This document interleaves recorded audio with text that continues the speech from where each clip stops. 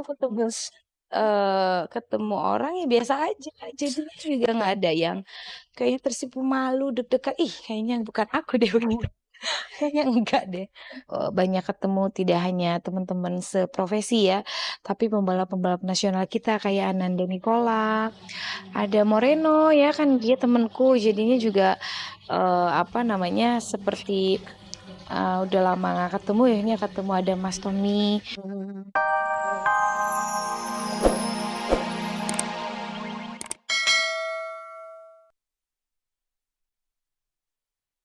Aksi Ben untuk bisa menemui putrinya itu rupanya akan terus dilakukannya. Hanya saja niat Ben untuk bisa bertemu dengan putrinya itu harus bertepuk sebelah tangan. Karena Caca sudah terlanjur kecewa dan malu dengan sikap Ben yang dianggapnya tidak mencerminkan sosok sebagai kepala keluarga, bahkan seorang ayah.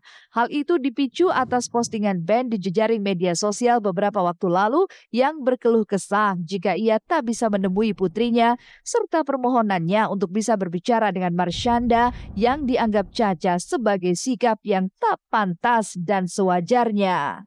Beberapa hari lalu dengan sikap Ben yang menurut saya kurang pantas, di mana dia membuka persoalan keluarga di sosial media yang saya rasa itu sangat tidak pantas dilakukan.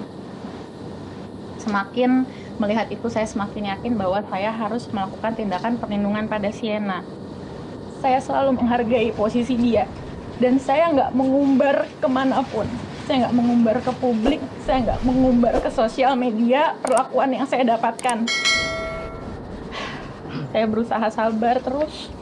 Nggak tahu yang dilihat dari seorang aku sekarang tuh apa, nggak tahu. Yang berbeda dari yang dulu sama yang sekarang apa tuh aku juga nggak tahu. Ini memang sudah mungkin tabiatnya memang seperti itu. Yang saya paham memang dia orangnya begitu.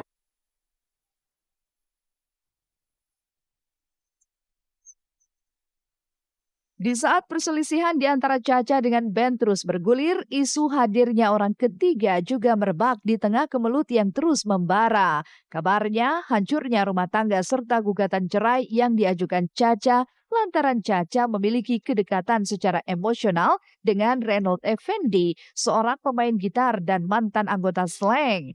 Bahkan kedekatan itu disebut-sebut sudah terjadi sejak adanya proyek single terbaru Caca. Bahkan dalam sebuah video yang diunggah 3 bulan lalu di media jejaring sosial, nampak sosok Reynold dan Caca saat bisa berkolaborasi bersama. Lantas, benarkah jika sosok Ray yang membuat Caca menyudahi biduk rumah tangganya dengan Ben? Dan benarkah pula jika Ben sudah mengenal sosok Reynold Effendi? Kenal, nggak tahu sebenarnya aku udah baca. Wah, hati banget ya ngomongin, takutnya kita ngomong sampai situ nanti jadi salah. Jadi aku posisinya sekarang aku bisa cerita ya yang sekarang tujuan aku aja deh. Untuk itu nanti mungkin aku tahu komentar nanti salah lagi, waduh. Ya nggak tahu. Kita kan pernah ketemu waktu itu, tapi juga nggak cuma kalau untuk mengomentari memang ada apa segala macam. Itu nanti deh. Seperti malam aku bilang tadi, malam ini aku fokus hanya soal Sienna. Untuk itu aku belum mau buka sekarang.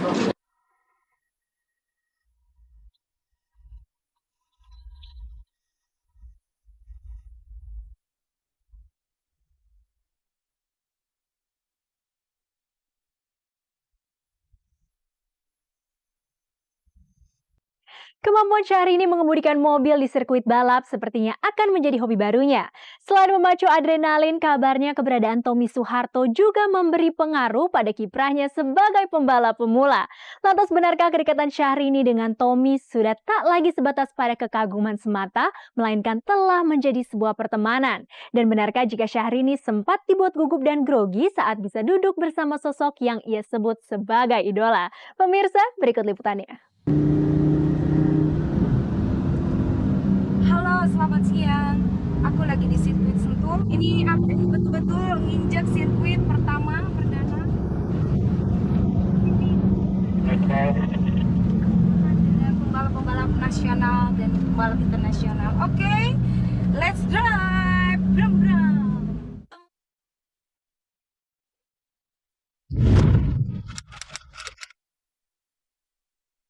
Nama Syahrini yang belakangan makin akrab dengan dunia otomotif rupanya membawa Mojang kelahiran Sukabumi, Jawa Barat ini bisa tampil dalam ajang kejuaraan mobil mewah bertaraf internasional yang digelar di sirkuit Sentul Bogor, Jawa Barat. Tetapi di balik aksi Syahrini bisa mengemudikan mobil mewahnya itu, rupanya ada pertemanan khusus di antara dirinya dengan pembalap kenamaan Tommy Soeharto. Setidaknya inilah yang sempat tertangkap mata kamera tim Celeb on Cam secara eksklusif saat rekan duet Maruli ini bisa bertatap muka dengan sang idola. Dan tak ingin menyia-nyiakan kesempatan yang ada, Syahrini pun memanfaatkan momen ini untuk bisa bertanya lebih dalam seputar dunia otomotif, terlebih soal mesin dan kendala yang banyak dialami oleh para pembalap. Gimana tadi? Iya. Melintir lagi.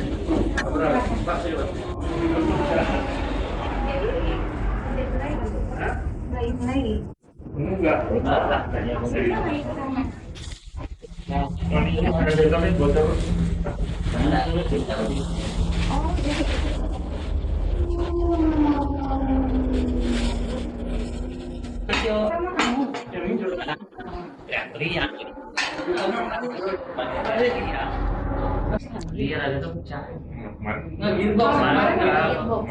Mana mobilnya? Kalau problemnya apa ya? Kalau radiator itu? Apa namanya airnya keluar masih panas. Terus itu masih.